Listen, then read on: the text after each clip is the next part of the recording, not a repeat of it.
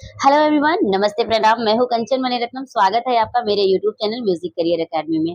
Friends, आज का हमारा टॉपिक है कि मीड़ का सही रियाज कैसे करें या मीड़ के रियाज के लिए क्या-क्या सरगम इस्तेमाल करें। फ्रेंड्स, इसके पहले मैंने एक वीडियो बनाया है कड़, खटका, मुर्की, गमक और मीड़ के बारे में। मैंने बहुत अच्छी तरीके से उसमें समझाया कि ये क्या है और इसका रियाज कैसे करेंगे। वो वीडियो लोगों को बहुत पसंद आया और बहुत अच्छी तरीके से लोग उसमें कमेंट किए। आप लोगों का बहुत-बहुत थैंक यू कि आप लोग उसको इतना प्यार दे रहे हैं उस वीडियो को और आपकी प्रॉब्लम उस वीडियो से सॉल्व हो जा रही है। लेकिन उन्हीं वीडियो में मुझे कमेंट्स आ रहे हैं कि मैम कैसे करें? मतलब कि क्या सरगम प्रैक्टिस करें? मुर्की है, कड़ है, गमक है, खटका है, इन सबको गले में लाने के लिए क्या एक्सरसाइज करें? तो फ्रेंड्स, वो वीडियो बहुत बड़ा हो जाता, इसलिए मैंने उसमें एक्सरसाइज नहीं दिया है। तो मैं अलग से वीडियो बना रही हूँ आप लोगों के लिए। हर एक टॉपिक को अलग-अलग टच करूँगी और अलग-अलग तरीके से समझाऊँगी ताकि आपको वो तो समझ आ जाए मीड़ क्या है, लेकिन उसको समझने के बाद आपके गले में कैसे आएगा उसके लिए आपको एक्सरसाइज करनी पड़ेगी। वो एक्सरसाइज क्या है, मैं हर एक वीडियो में आपको बताऊँगी। जैसे कि इस वीडियो में मैं मीट के बारे में बताऊँगी। इसके पहले मैंने एक वीडियो बना रखा है, कड़ यानी मुर्गी के बारे में बता दिया है। अब मैं मीट के बारे में बता रही हूँ आपको। ऐसे अलग एक्सरसाइज लेकर के मैं खटका के बारे में बता दूँगी, अलग एक्सरसाइज लेकर के मैं गमक के बारे में बता दूँगी। अगर आप नए हो तो चैनल को सब्सक्राइब कर दीजिएगा, बेल आइकन ज़रूर प्रेस कर दीजिएगा फ्रेंड और शेयर कर दीजिएगा। आपके जैसे और आपके फ्रेंड हो, उनको ये प्रॉब्लम हो रही हो, आपके साथ-साथ उनकी भी प्रॉब्लम सॉल्व हो जाए। सो फ्रेंड्स, सबसे पहले आप समझिए मीड़ किसे कहते हैं? मीड़ क्या है? पहले इसको जान लीजिए। वैसे तो मैंने वीडियो में बता रखा है, लेकिन मैं फिर से बता देती हूँ। देखिए, मीड़ क्या है? एक स्वर मान लेते हैं वो सा है, दूसरा स्वर हमारा पा है, ठीक है?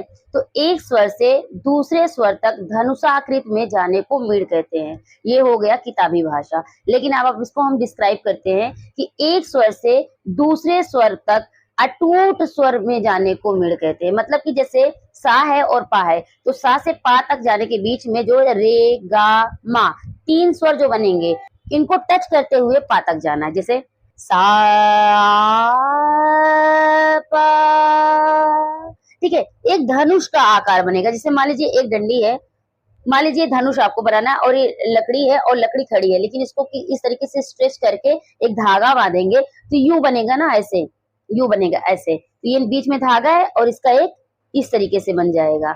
इसी को मीड़ कहते हैं, यानी कि एक स्वर से दूसरे स्वर तक अटूट स्वर में जाने को मीड़ कहते हैं। या आप कह सकते हैं कि एक स्वर से दूसरे स्वर तक धनुषाकार आकृति में जाने को मीड़ कहते हैं। आई होप आपको अच्छे से क्लियर हो गया होगा। सो फ्रेंड्स, चलिए अब मैं मीड़ का कुछ एक्सरसाइजेस दे देती हूँ आपको, जिसको आपको करने के बाद आपका मीड़ जो होगा एकदम पक्का हो जाएगा। किसी भी राग में या आलापचारी जब कर रहे हो आप या कोई गाना ही गा रहे हैं आप, तो उसमें मीड़ का प्रयोग बहुत अच्छी तरीके से कर पाएंगे, क्योंकि ऐसी एक्सरसाइजेस होंगी आपके कि आप करते रहेंगे ना, तो आपके ब्रेन में वो सारी चीजें सेट हो जाएगी। और मैं बहुत हाई फाई नहीं बताऊंगी, बहुत बेसिक बताऊंगी, बहुत सिंपल बताऊंगी, क्योंकि बेसिक और सिंपल लेके चलेंगे ना, तभी जाके एडवांस तक पहुंच पाएंगे। बहुत एडवांस करने का कोई फायदा नहीं है, क्योंकि बेसिक ही नहीं समझ आएगा तो एडवांस कहाँ से समझेंगे आप? ठीक है, तो सबसे पहले स्टेप 1 यानी बेसिक से चलेंगे हम। आप एक काम करिए, अब एक पेन और एक डायरी ले लीजिए। मैं अभी व्हाइट बोर्ड पर मैं आपको लिखवाने वाली हूँ, आप पहले उसको नोट कर लीजिए। जब आप नोट कर लेंगे ना, फिर मैं उसको अच्छी तरीके से करके बताऊंगी, क्योंकि आपके पास नोट रहेगा ना, तो अपने आप वो चीजें समझ आएंगी, रिलेट कर पाएंगे। नहीं तो मैं गाऊंगी या मैं आपको समझाऊंगी तो आपका हवा में रहेगा सारी चीजें। ठीक है, तो आप यूं ही लेके चलिए जैसे कि आप क्लास कर रहे हैं, जैसे क्लास में बैठे हैं। ठीक है, तो ऐसे ही सीखिए। मेरे हर एक वीडियो पे मैं अपने बच्चों को बोलती हूँ कि आप डायरी पेन लेकर बैठिए, क्योंकि मेरे हर एक वीडियो में कुछ न कुछ इंपॉर्टेंट चीजें रहती है। मैं एक्सरसाइजेस देती हूँ, कुछ टिप्स रहते हैं इंपॉर्टेंट, जो आपको संगीत में आगे बढ़ने में मदद करेगा। तो ठीक है, आप पहले डायरी में लिख लीजिए, फिर उसके बाद मैं इसको करके बताऊंगी। सो फ्रेंड्स, मीड़ की एक्सरसाइज करने के लिए आपको सबसे पहले अलंकार नोट करने होंगे, और बहुत ही सिंपल मैं अलंकार बता रही हूँ, बहुत ज्यादा बड़ा नहीं बता रही हूँ। ठीक है, पहले बेसिक लेके चलिए। तो पहला अलंकार है सारे, रेगा, गामा, मापा, पाधा, धानी, निसा।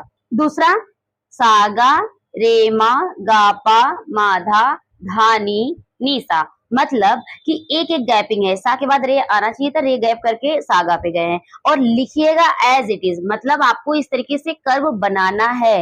इस कर्व का मतलब ही मीड है, यानी कि मीड का जो साइन है ये कर्व है। जब दो स्वरों के ऊपर इस तरीके से बना देते हैं वो मीड का साइन होता है। मतलब आपका ब्रेन वहां पे काम करना चाहिए कि ये इन स्वरों पे मीड लगा है, यानी कि जैसे सा से गा लिखा हुआ है और मीड लगा दिया।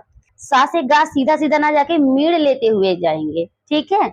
अब देखिए सामा, अब दो स्वर को स्किप कर दिया, सामा यानी रे और गा को स्किप कर दिया, तो सामा, रेपा, गाधा, मानी और पासा। अब क्या है चौथा, चौथा क्या है सापा, रेधा, गानी, मासा। पांचवा सरगम है साधा, रेनी, गासा।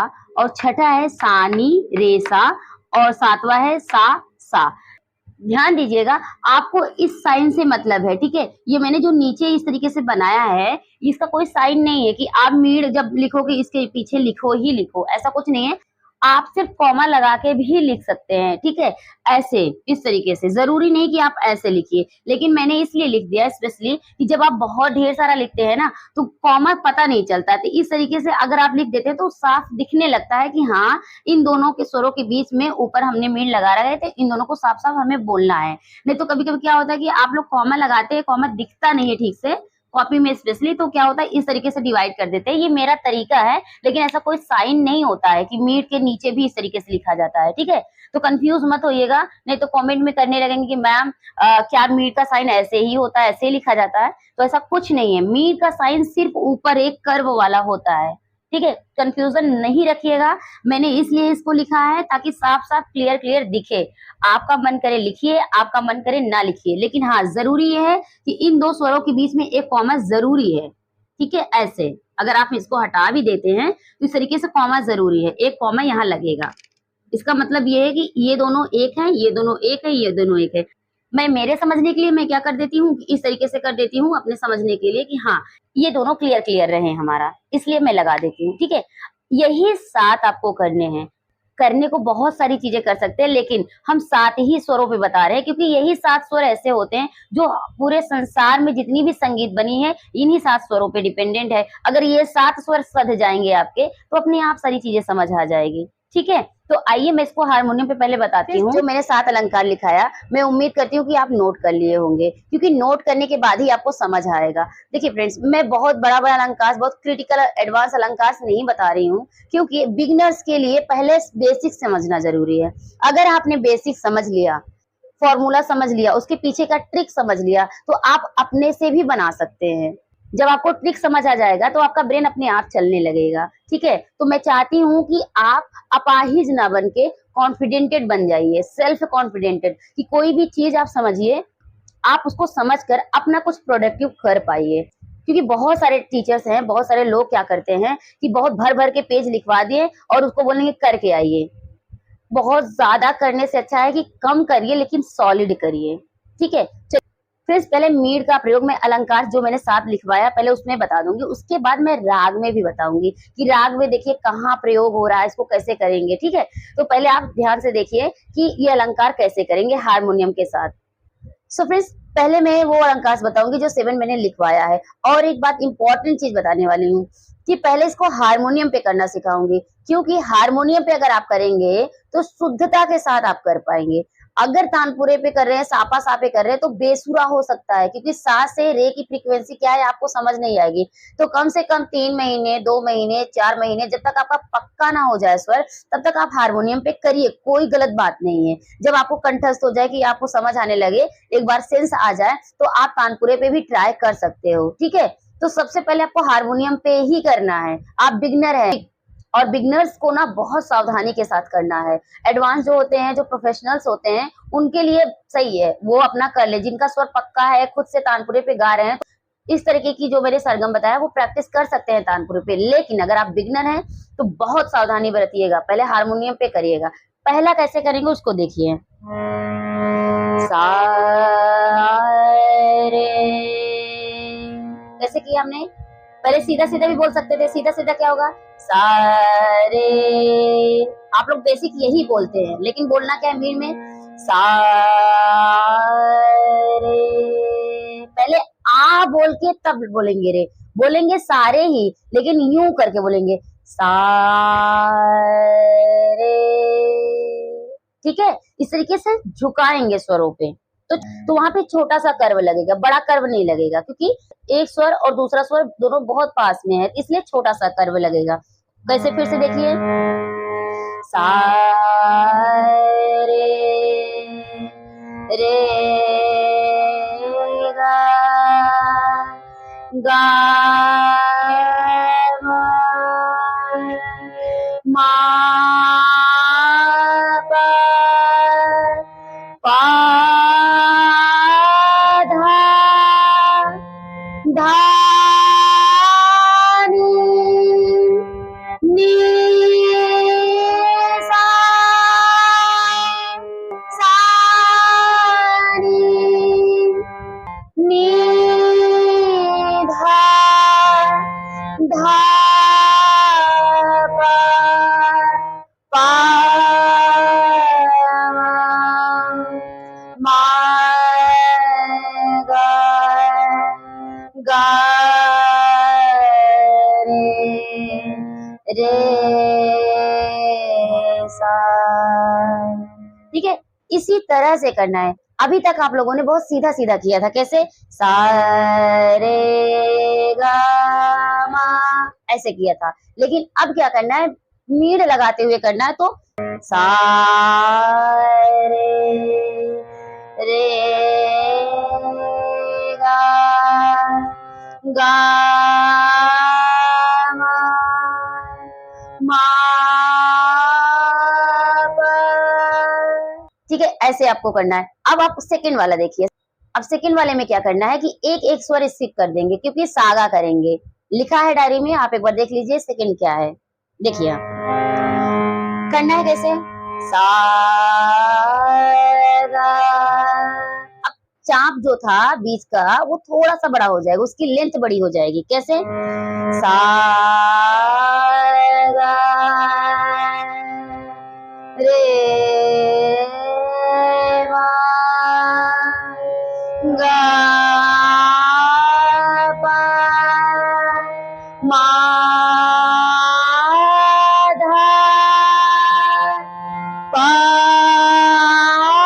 नी धा सा। वापस सा धा नी पा धा मा पा गा मा रे गा सा। ये सेकेंड। अब थर्ड करेंगे तो सामा हो जाएगा।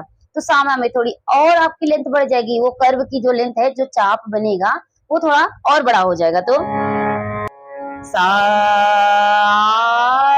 मा रे पा गा धा मा नी पा सा सा पा नी मा धा गा मा रे पा रे मा सा। आप करेंगे चौथा। चौथा क्या है, सापा। उसमें 3 स्किप कर देंगे। तो सा पा रे धा गा नी मा सा सा नी गा धा रे पा सा।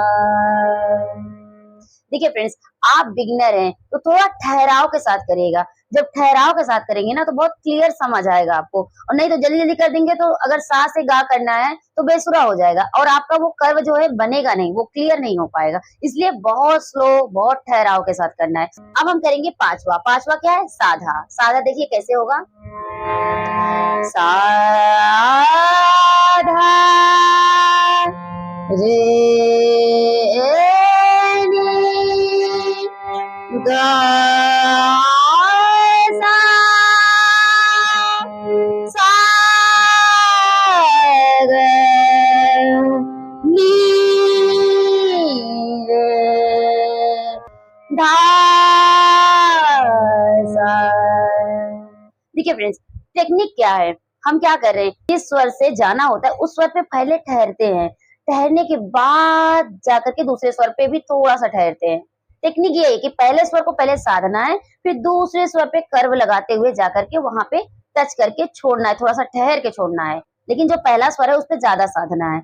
अब करेंगे छठा। छठा क्या है? सानी। सानी को देखिएगा हम कैसे करेंगे। पहले करेंगे सा नी, सा के बाद आ लगा के नहीं लेके जा रहे हैं, ठीक है? वो आ हमेशा आ रहा है, वो आ क्या है? वही है कर्व। जैसे सा नी रे सा। दूसरा सा रे नी सा। अब लास्ट है सातवां। सातवां क्या है? सा से सा तक। कैसे होगा? सा सा सा सा। ठीक है फ्रेंड्स, ये रहा मीड़ का अलंकार। आई होप आपको अच्छे से समझ आ गया होगा। फ्रेंड्स, मैं आप लोगों के सामने एक राग गाने जा रही हूँ। उस राग में मीड़ कैसे लग रहा है, मीड़ कहाँ पर है, उसको हम बताएंगे। जगदम्बिका अंबिका जगदम्बिका अंबिका मदनी अम्ब शुंभ निशुंभ शदनी अम्ब शुंभ निशुंभ गले मुंड मालिका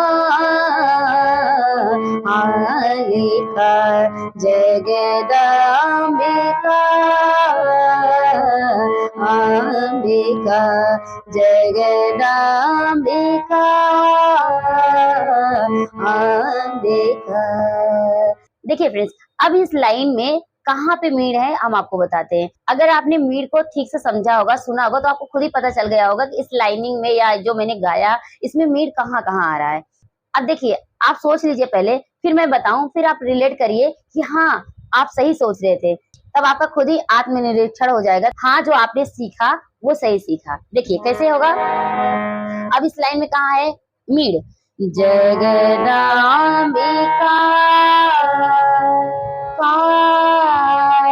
यहाँ पे है धामा, ठीक है? तो यही है मीड़ इसमें, जगदम्बिका।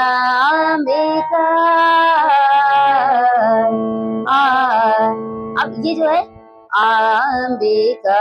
तो फ्रेंड्स, इस लाइन में जो का है यानी का आ है, यहीं पे है मीड़। ठीक है, फिर से सुन लीजिए। जगदम्बिका।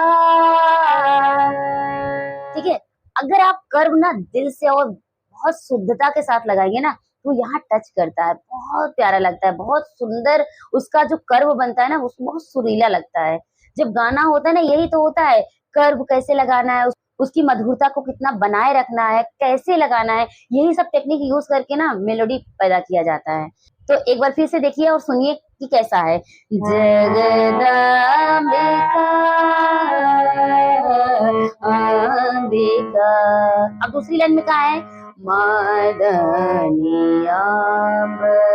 ये है जैसे सा नी धा सा। अब नीचे के धा, मंद्र सप्तक का धा और मध्य सप्तक का सा, अब इन दोनों में कर्व लग रहा है, जैसे मदनियाम आब मदनियाम, सुर क्या है, सा नि धा सा। आया ना। मीड़ जब रागों में लग जाता है तो उसकी खूबसूरती बढ़ जाती है, और आप समझ के कर दीजिए तो क्या ही बात रहेगी, है कि नहीं। अब इस लाइन को पूरा करते हैं, मर्दानी अंग का, मर्दानियांब शुंग, अब यहाँ पे भी करे सारे गा पा, तो शुंभानी शुंभ, इस तरीके से ना। तो कैसे, मर्दानियांब, पहला मीड़, दूसरा शुंभ, दूसरा मीड़ शुंभ निशुंभ। अब जो तीसरी लाइन हम गाएंगे ना उसमें खटका लगेगा, जो हमने बता रखा है। खटका देखिए कि बहुत खूबसूरत है, गले मुंड मालिका।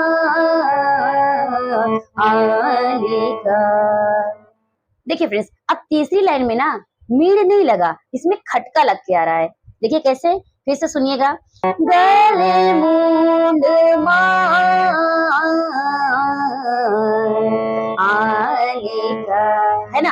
अब मैं खटका लगा भी रही हूँ, वो क्या खटका है उसको भी समझिए।